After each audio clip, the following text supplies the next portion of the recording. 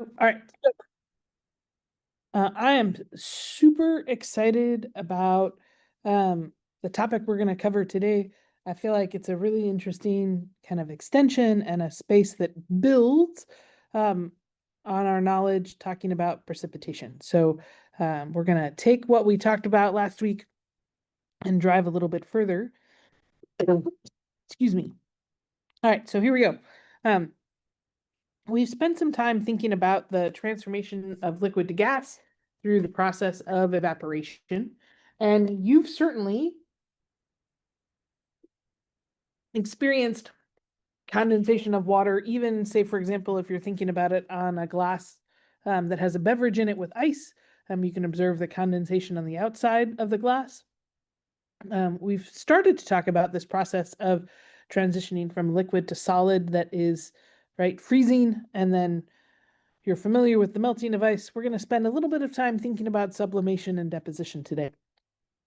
And so we're coming back to this curve because I really want to drive home this relationship between vapor pressure and temperature, and how, right, when we're thinking about water vapor, there's a negotiable space. So if our pressure changes, the amount of water vapor that the air can hold will change.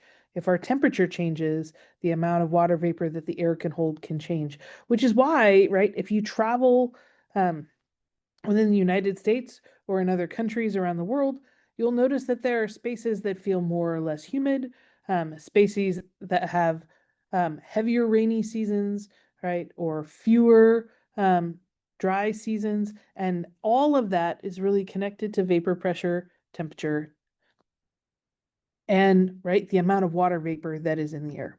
So we've talked about different forms of precipitation. Last week we focused on rain. We're going to start to think about other forms such as snow, hail, sleet, ice pellets, and graupel. And then we're going to take a look at some interspaces like freezing rain. So something that falls as a liquid but then freezes when it contacts an object, and thinking about the different forms that can take, glaze and milky, or something that sometimes is called rime. So just to help us orient to the space, sometimes it's important for us to think about the difference in size of the precipitation that we're exploring. So a cloud droplet can actually be quite small. We have examples of raindrops that can be quite large. And then, right, ice crystal, snow, graupel, and hail kind of have a large range of sizes. We're going to come back to two ideas, the Kelvin effect and the Raoult effect, because these tie in an integral way to what we've been learning in aqueous chemistry so far. And there's this really important kind of idea that moves through those spaces of supersaturation. And the reason why we're talking about supersaturation is because we're really thinking about crystallization, right? Or what is it that causes something to come out as a crystal of solution, or something that causes water vapor to condense and form a liquid. And this is that idea of supersaturation. And so you're going to notice that our aerosol diameter is our x-axis, and that's something that changes, right, within this range, and it has bounds that are defined by the Kelvin effect and the Raoult effect. So let's talk just briefly about each of those. So the Kelvin effect, also sometimes known as the Thomson effect, is related to temperature and humidity and how those two facets affect the phase of water. And we often think about it in the context of cloud formation, but there are other spaces. So in lake effect snow, the Kelvin effect is relevant because it influences the vapor pressure of tiny water droplets, which are crucial for cloud and snow formation. And so the Kelvin effect essentially just means that the smaller droplets need more vapor pressure in order to stay in a liquid state compared to larger droplets. So when we talk about the Kelvin effect, we're thinking about the fact that this is most significant for very small droplets, those that are less than 10 nanometers in size. So let's talk a little bit about how snow forms. So in some spaces, especially in the Midwest, cold air moves over the warm lake water. So we have cold air that's moving over a warm body of water, and then we form clouds because of that heat and moisture. Those clouds get bigger. Once the clouds get big enough, then the snow begins to fall. And then we have these heavy bands of clouds with falling snow that tend to form downwind of the lake. So this is that process, right, where we have a temperature change. The result of that temperature change is the formation of snow. And you can orient, right, based on where the air is coming from, where it's moving to, and the body of water that it's moving over. So we also, right, are talking about the Raoult effect, and that's because if you have a solute like salt and you're adding it to a solvent like water, it's going to lower the vapor pressure. And that phenomenon is really important because the example that we looked at before is the freezing point of a solution will lower than, say, for example, the freezing point of the pure solvent. So we've talked about freezing point depression, but this is also something that's going to be relevant when we're thinking about the formation of snow. So check out this picture, right? Cold refers to the fact that much of the clouds that we see are found high enough in altitude that it's below freezing temperatures and is going to have ice crystals in, right, that cloud. The really important piece of the cloud, both for the precipitation and for the change in charge, is the middle or the mixed phase region. So you can actually see that highlighted in yellow. This is where you're going to find both ice crystals and supercooled water droplets, or something that is cooled to below freezing, right, that aren't able to freeze. So, right, sometimes you can have something that's super cooled, but it's not able to rearrange its structure to freeze. So you often will see something like this in a cloud called a cumulonimbus cloud. That's the air mass associated with a thunderstorm. So at a certain altitude, right, it's only water droplets. And then once you go above that altitude, then you start to see freezing. So this image just helps you kind of think in three parts. The lowest part, right, is where it's water only. The middle, largest region is what they call mixed phase, and that's where it's a mixture of cold water and ice crystals. And then above a certain altitude, it's ice crystals only. So why does that matter? Well, we need to talk a little bit about why it's difficult for water droplets to freeze. So there are small particles that are in the air, and these, right, cause condensation to create our water drops, and they're essential for cloud formation. We talked about that last week. And you can see how, depending upon the amount of humidity, right, you have water that's evaporating and rising and water that's condensing. So we have this high evaporation rate due to something called the curvature effect. And so a small droplet, right, is less likely to survive. A larger droplet is more likely to survive. And the reason for that is because our droplet radii start really small. And those droplets would quickly disappear. It's not enough, right, for the moisture around to overcome the high rate of evaporation. So tiny droplets just tend to evaporate.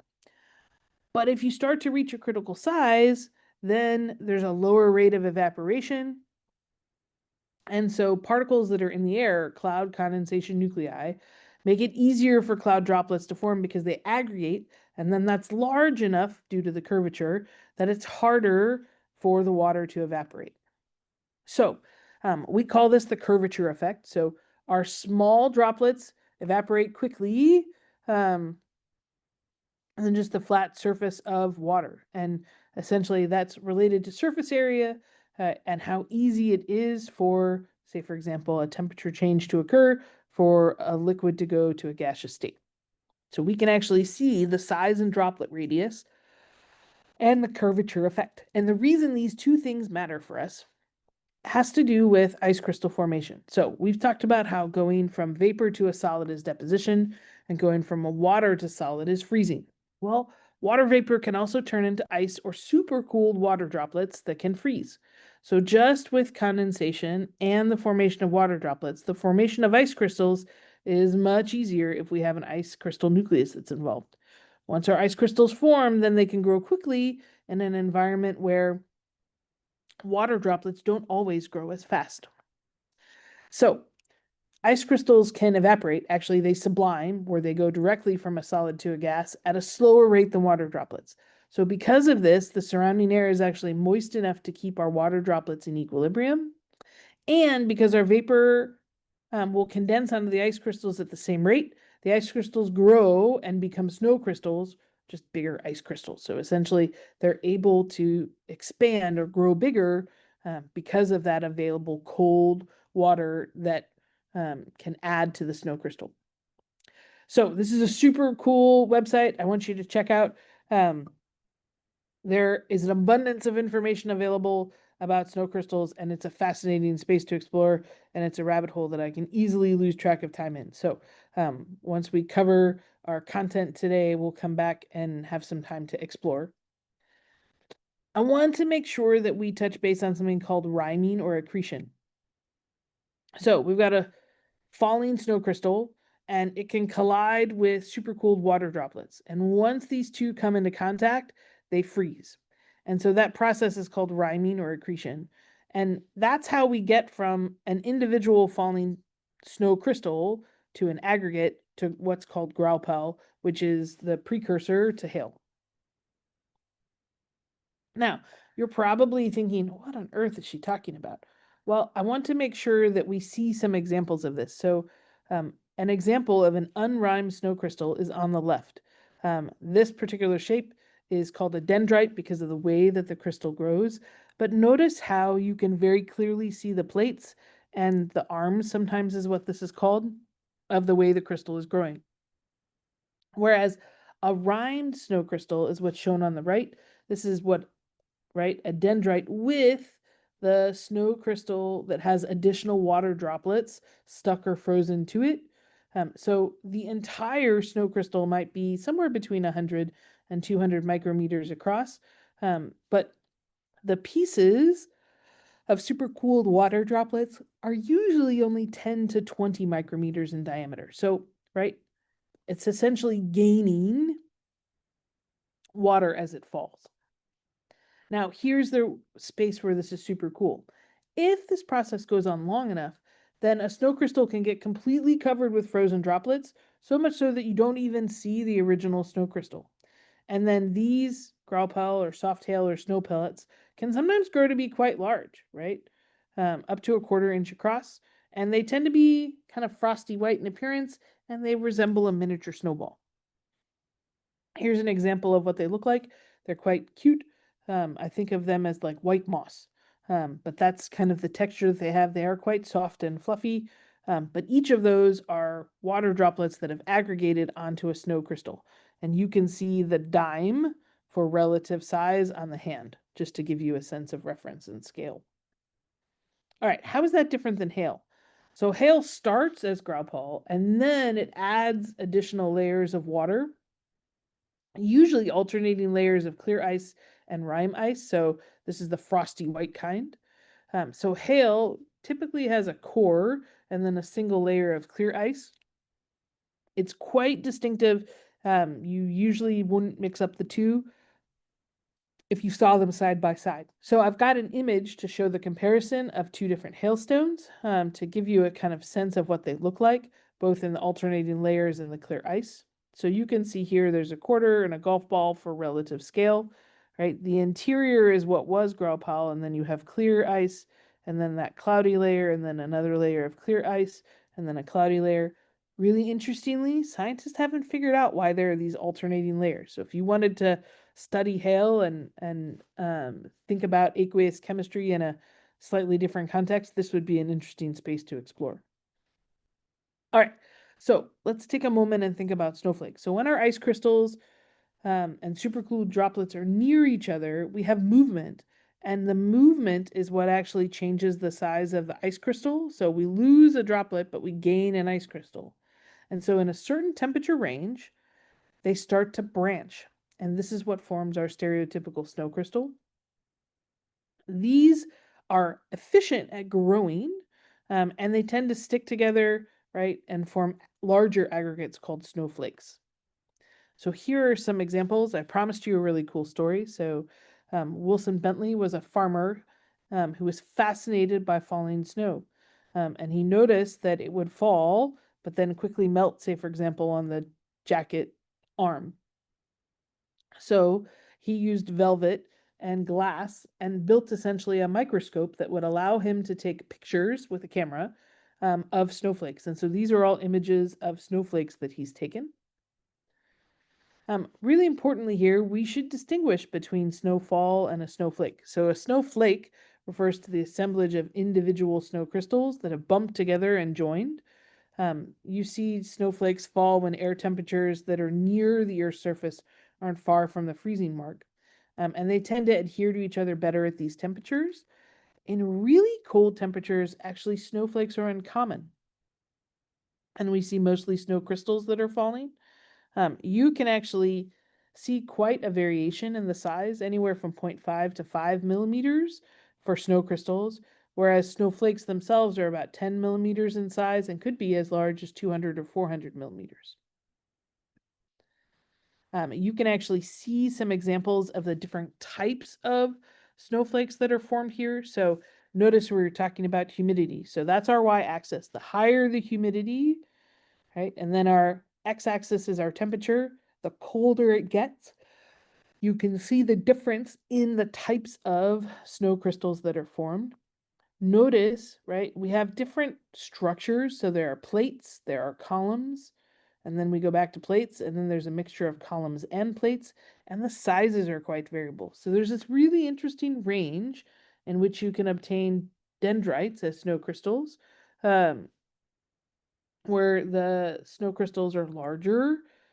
And right, the difference between thin plates and solid plates, for example, can also be due to differences in temperature. So we're thinking about the formation of crystals and how that could be controlled by controlling temperature and humidity. So what do you do in a space where there's no clouds? So sometimes it can be very warm and sunny, but there aren't any clouds in the sky.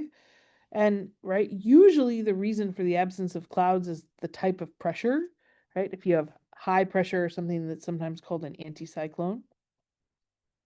So when your air is sinking slowly rather than rising and cooling, as the pressure changes, the air becomes compressed and warms up, so then there's no condensation. So under these types of pressure conditions, it's highly unlikely that you're going to see the formation of clouds. So as a wrap up to this unit, I just want to share a couple of things. So it's always good to go cloud gazing. And it's important to be able to have your academic language with you when you go and do this activity. So cumulus is Latin for heaped or in a pile. Stratus are clouds that are in a sheet or a layer. And then cirrus are thread clouds. They're hairier, kind of curled. And then nimbus clouds are rain bearers. So each of these words kind of describes what a cloud does. So I want to give us just a couple of pictures that will help us make sense of that. So we have cumulus clouds, right? And they're where we expect to see them. And then cumulonimbus. And then, right, we have our stratus clouds or stratocumulus clouds. And then we have our cirrus clouds and some of the combinations of the two.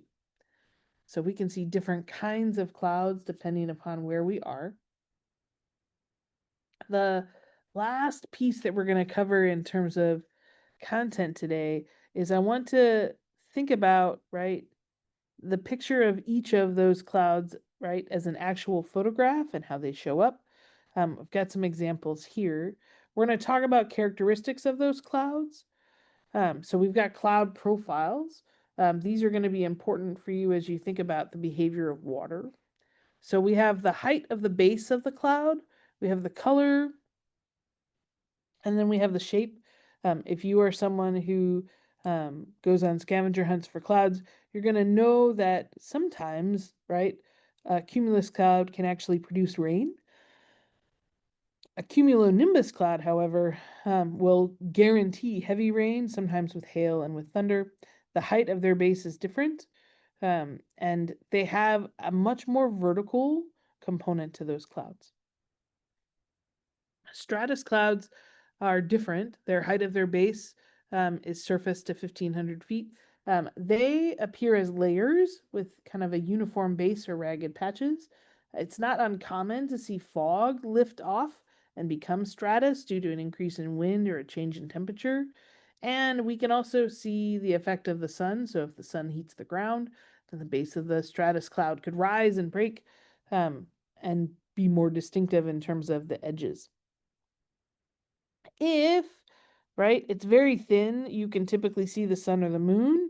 If thick, sometimes you can see drizzle or snow grains that can occur. The stratocumulus, right, has a higher altitude. And what's interesting here is that this cloud type typically produces light rain or snow, but sometimes the cloud can actually result from the spreading out of a cumulus, which can also result in a shower. The alto cumulus has a very high altitude. You're going to see those when you have an elevation greater than 30 degrees. So you can actually use your arm to predict this. If you see shading, then it's likely an alto cumulus cloud. And sometimes you're going to see rain or snow, but sometimes not. The alto stratus has a grayish bluish color, and usually it's uniform in appearance. Sometimes you can see the sun or the moon, but generally speaking, objects don't cast a shadow. And so you're going to see this, but not necessarily see a lot of precipitation, maybe just light rain or snow. And then your nimbostratus is a really thick diffuse layer that's covering all or most of the sky.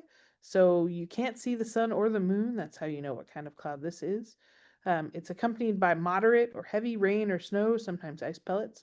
And then while this is classed as a medium cloud, its base typically actually can descend to low cloud level. So it may be obscured by stratus.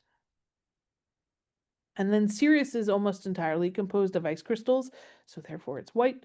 It has really delicate hair-like filaments, and sometimes, right, in denser areas, you can see these parallel bands.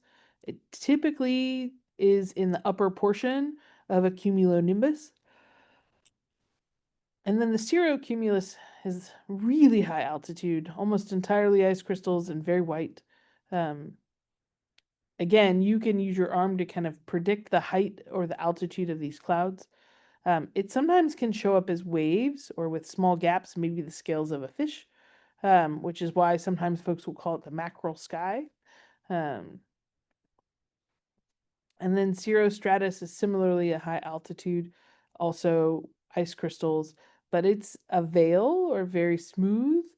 And while it's thin enough to allow the sun to cast a shadow, it also is more likely to produce the halo phenomena around the sun or the moon. And then last but not least are condensation trails. Sometimes we refer to these as contrails. These are thin trails of condensation that are formed by water vapor that's rushing out from the engines of a jet aircraft flying at high altitudes. They're not true clouds, but they do remain in a long time for the sky, and they can grow into cirrus clouds. So all of those are different types of clouds that can result in different types of precipitation. And hopefully I've illustrated today some of the examples of the types of water vapor and the forms of precipitation that it can form. All right, I'm going to stop sharing for a moment because I want to show you an example of a problem that we solved and how a student made sense of that problem. So let me grab that course and example.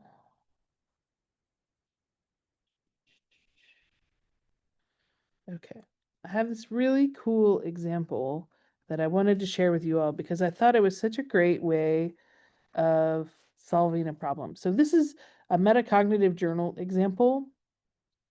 I'm going to zoom in just so that you can see it a little better. Just a moment to get that.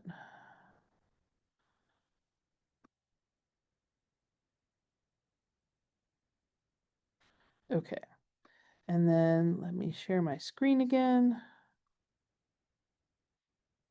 Okay, so this is an example problem that I wanted to walk through. I think that's all right. Can everybody see that okay? So we have 3 columns to this type of problem. The first column on the left, you're going to show your solution. These are the steps that you took, maybe the prompt, what was asked for in the problem. The center column, you're going to use to explain your thinking for each step.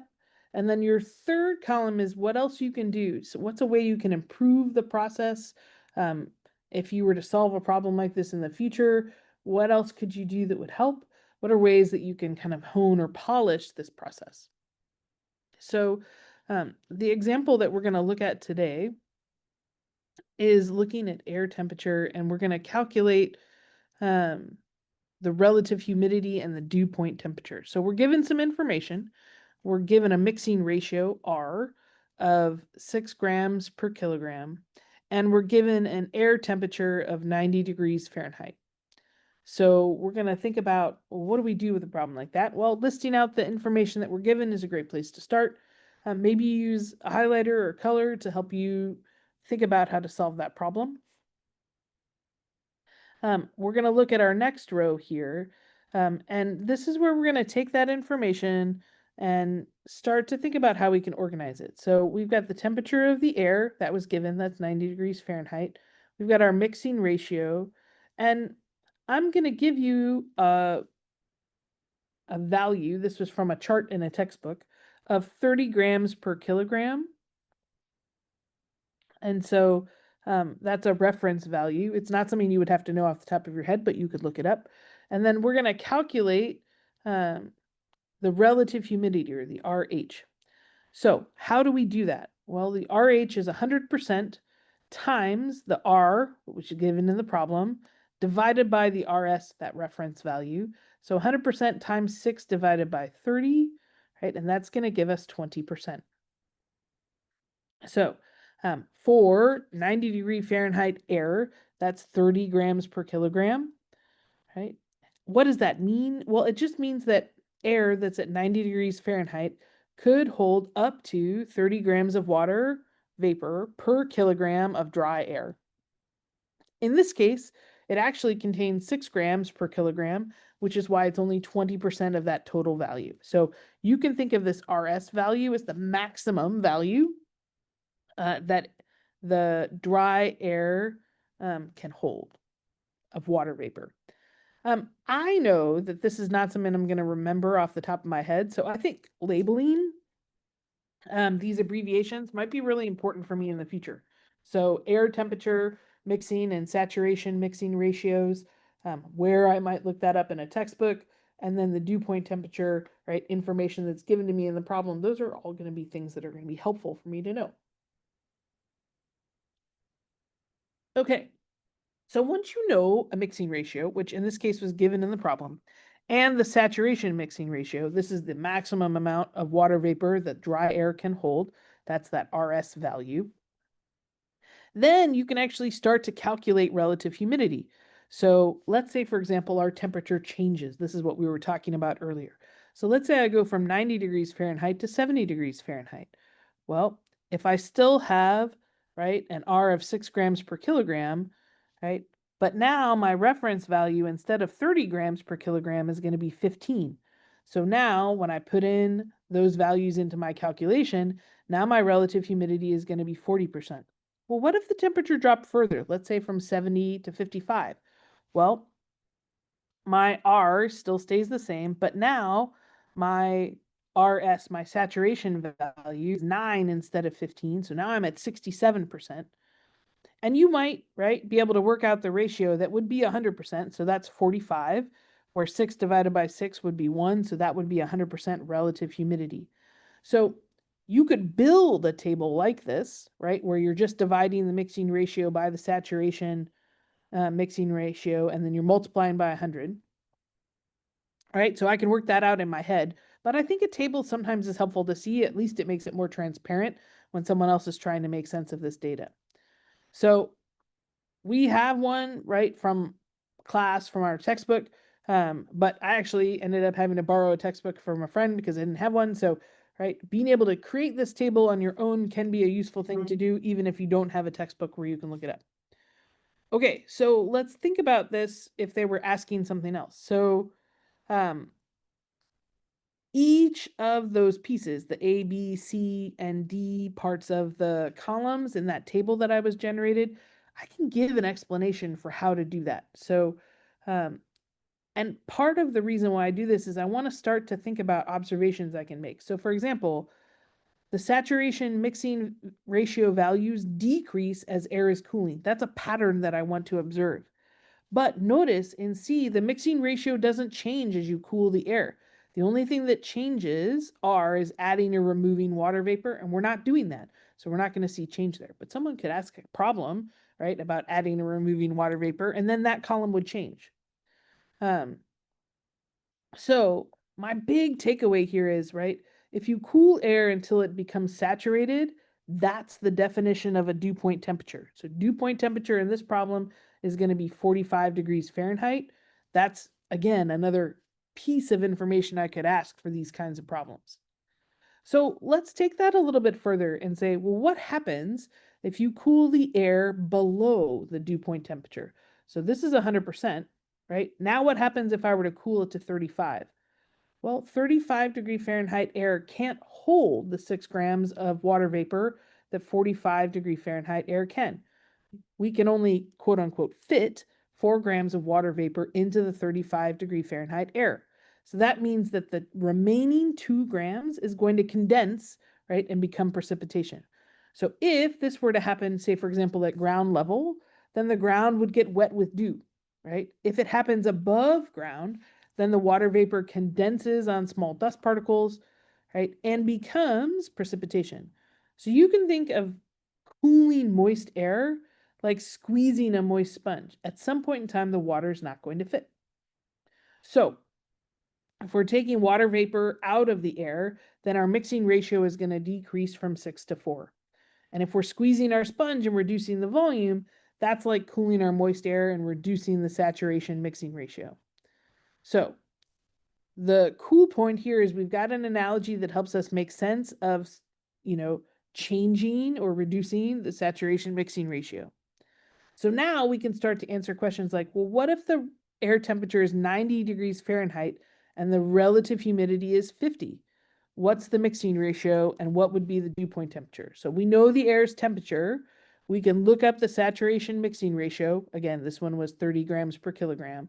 And then we can figure it out in our head, or, right, we can use that rationalization and generate an image. So air that's filled with 50% of its capacity could hold up to 30 grams per kilogram.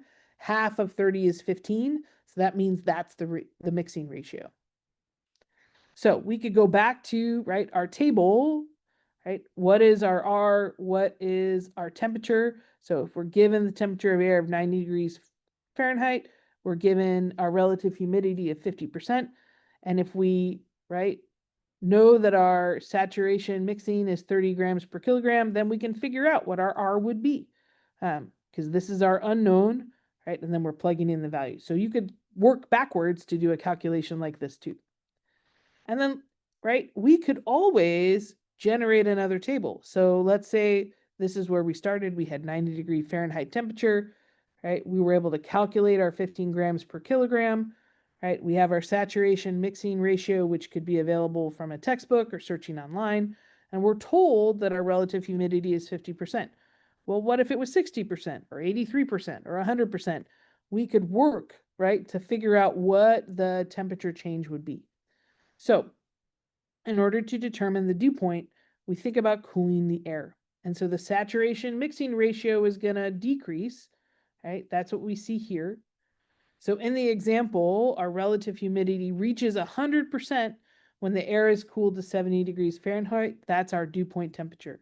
So in our first example, the difference between the air and the dew point temperature was large, right? 45 degrees Fahrenheit, and the RH was low, only 20%. In the second example, the difference between the air and the dew point was smaller. It's 20 degrees Fahrenheit, and the RH was higher. So what does that mean? Well, if we think about these two examples, where we see a big difference and a small difference, that helps us understand relative humidity. So when there's a big difference between the temperature of the air and the temperature of the dew point, then relative humidity is low.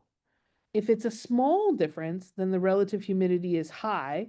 And if there's no difference, then the relative humidity is 100%. So I feel like this example kind of helps us make sense of the type of calculations that we do to understand relative humidity and dew point, and hopefully the process of moving from left to right across these columns also helps you with your own thinking for these types of problems. So I would like you to use this process where, let's go back up to the top just so you can see this, where you show your solution to the problem, you explain your thinking for each step, and then you talk about what else you can do. I'd like you to use this process on our last pattern of inquiry. So with that, we're going to transition. So let me stop sharing for just a minute so I can take us to our Canvas page to show you what's coming next. So believe it or not, we are near the end. So the end of July is the end of our time together.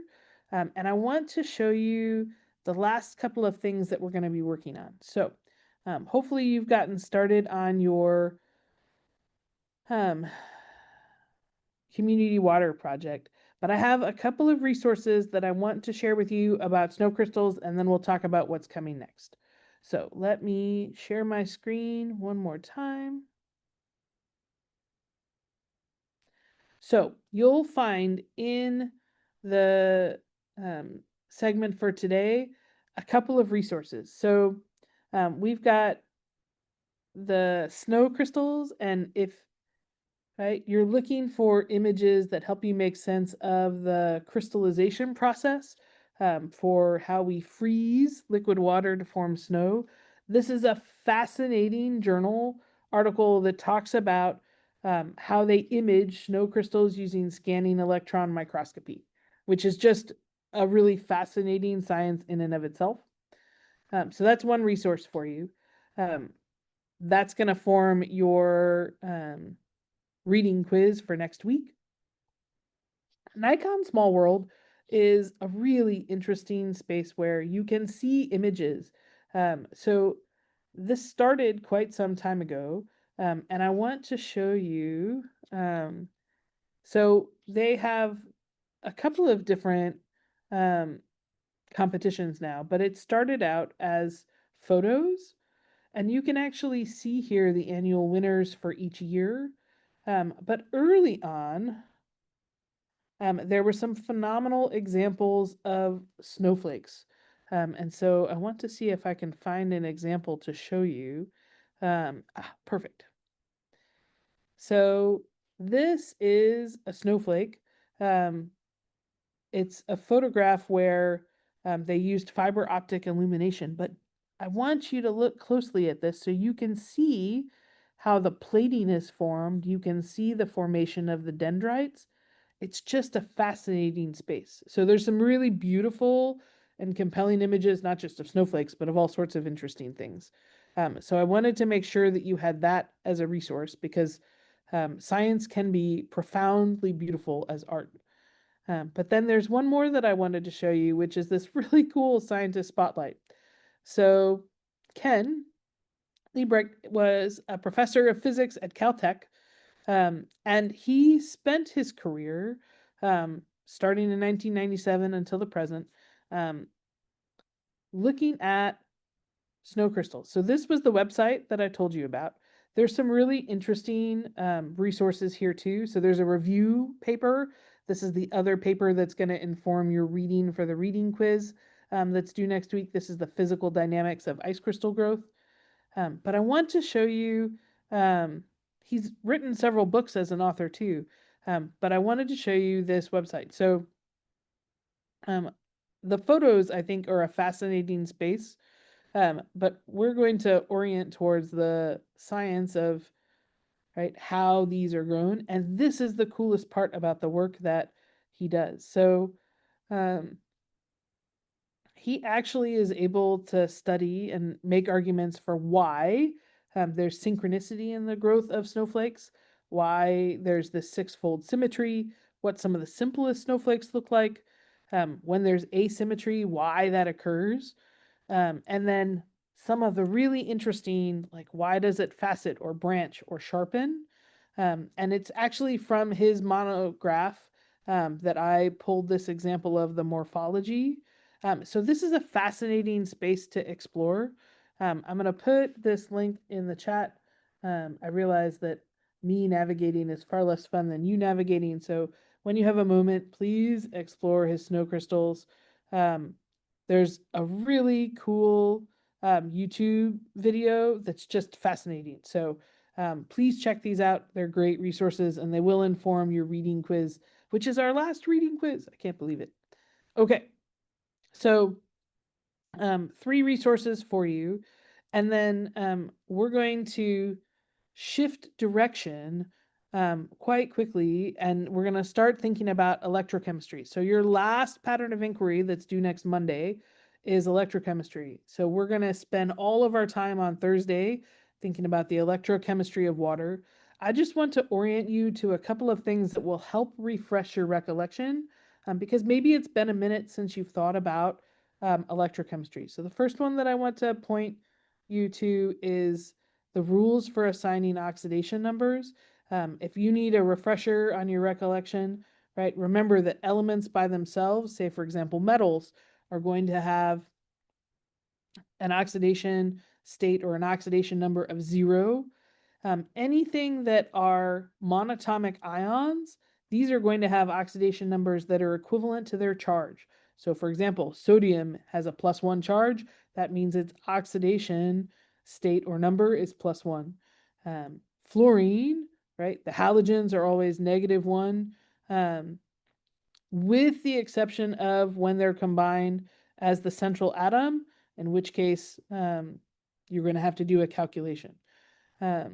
Oxygen is -2, with the exception of when it's found in peroxides, where it becomes -1. Hydrogen is usually +1, except for when it's a hydride. And then the sum of all oxidation numbers for a compound is 0, right? Or whatever the charge is on a polyatomic ion. So we're going to live in that space where we're thinking about oxidation numbers, because if we take a look at your pattern of inquiry for electrochemistry, there are going to be a couple of things that you'll need to do. So oxidation numbers is part of that. The other is balancing redox problems. And if you need practice with this because you're like, ooh, it was a minute, I haven't thought about that in quite some time, then we've got practice for you and the answers associated with that. So these are redox problems that you can practice balancing, both for the coefficients, but also for charge and the number of electrons. And so if you're not sure how to do that, I thought we could do one together. And you can find the answers here as worked examples. Let's go ahead. We're going to do the tin and the silver, going to the tin 2+ and the silver 0. So I'm just going to annotate on the screen so you can see. Right. So if we were given SN, and this would be the solid, and we're given Ag+, which means it has to be the aqueous ion.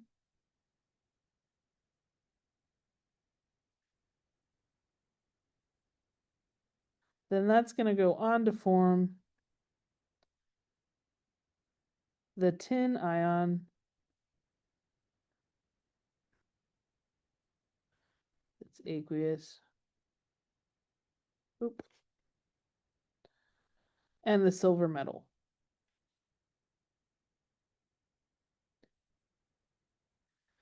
And the reason why this is a useful refresher recollection is because we're going to make use of this on Thursday. So I just want folks to have a refresher. So this is Ag solid. So if I think about this, right, what are my oxidation states? Well, anything that's a metal, that's a solid by itself, that's elemental, is going to have 0 as an oxidation state. So that's true for tin. That's also true for the silver. And then if I think about this, right, the charge on the ion is going to be the same as the oxidation number. So silver has an oxidation number of +1. Tin has an oxidation number of 2. So if I'm going to balance this, right, I have to think about where I'm adding electrons. So let's think about this change. So the first change that I'm going to look at is going from my tin, right? So this is going from 0 to +2. Well, that means that I'm losing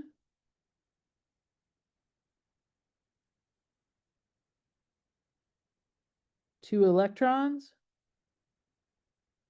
So by definition, this is oxidation.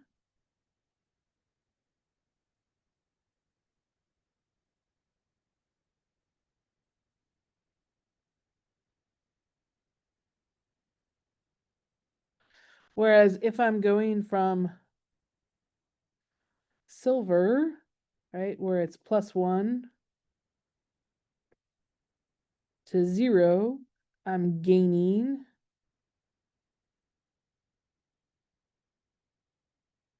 electrons. And so that's going to be reduction.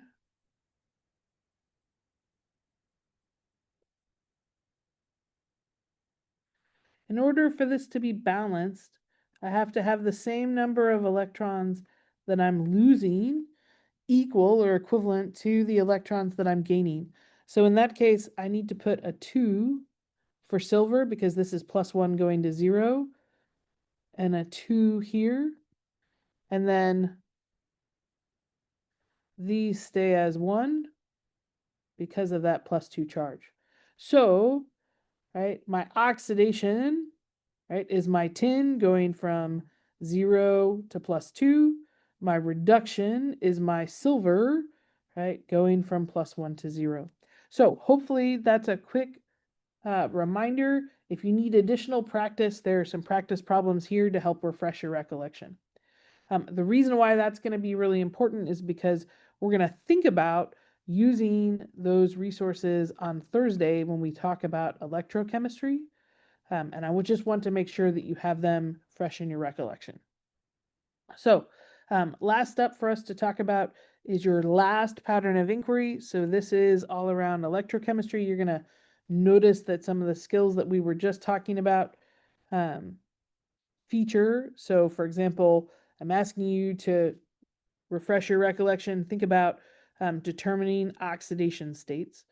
And for example, I want you to take calcium oxalate, think about its molecular formula, calculate the oxidation state of the oxygen and the calcium. How do you know what's that process? Ideally, you should be able to do that for any molecule that you're given if you're familiar with the oxidation states.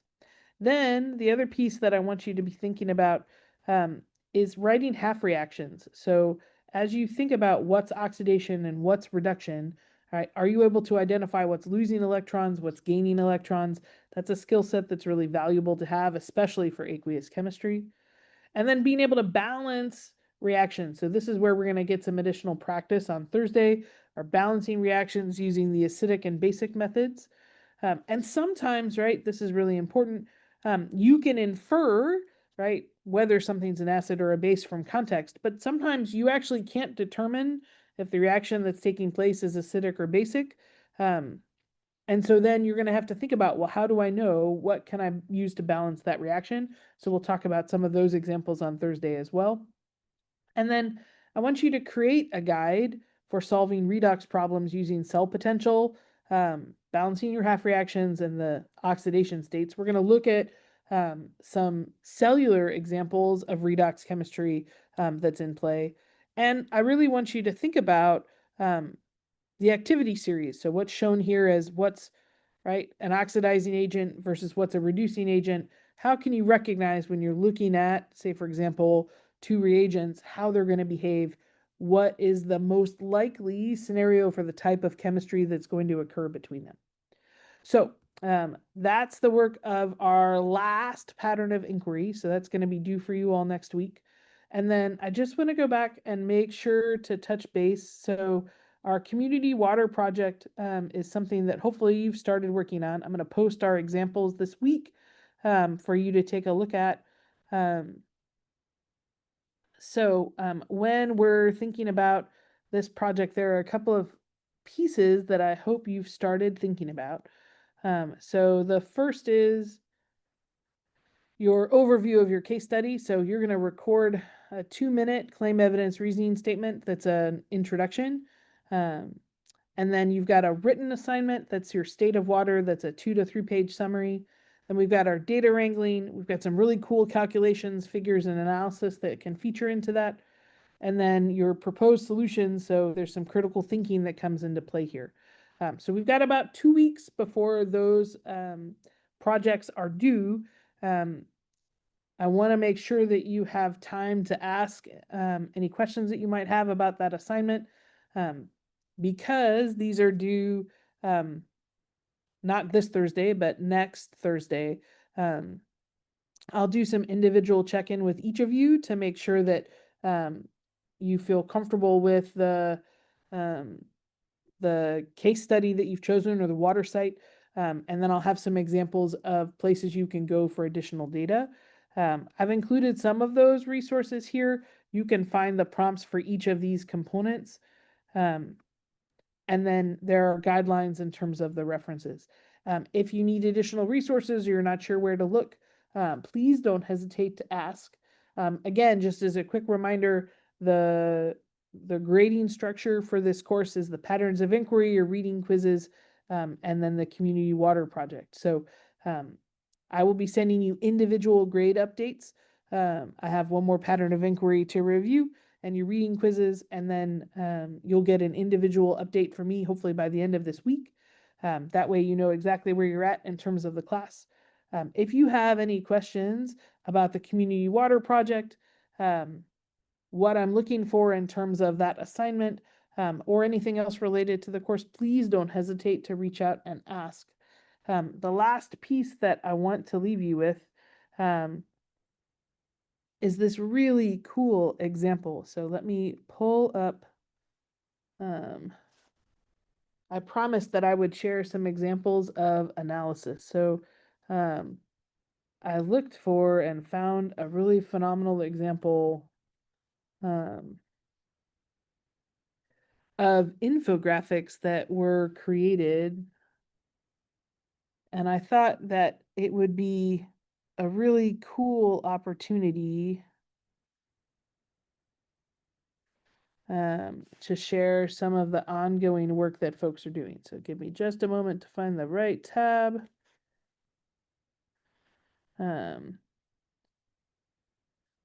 So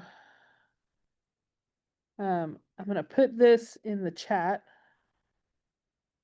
This is an example of a great resource.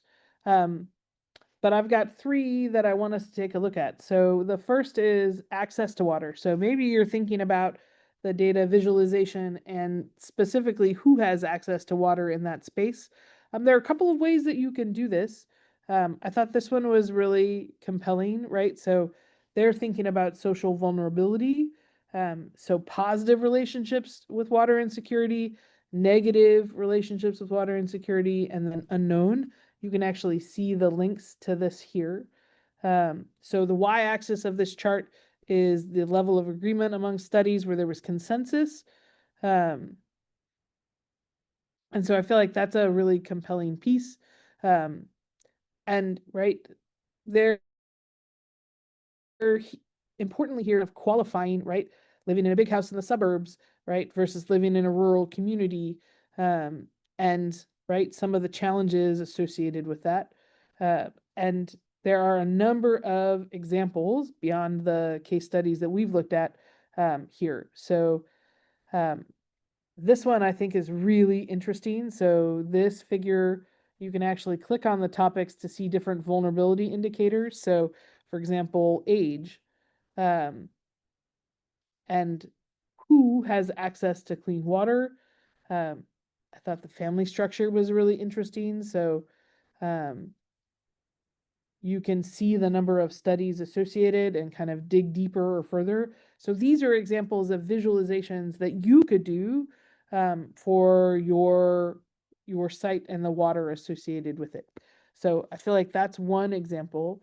Um, Here's another example that I thought was super interesting.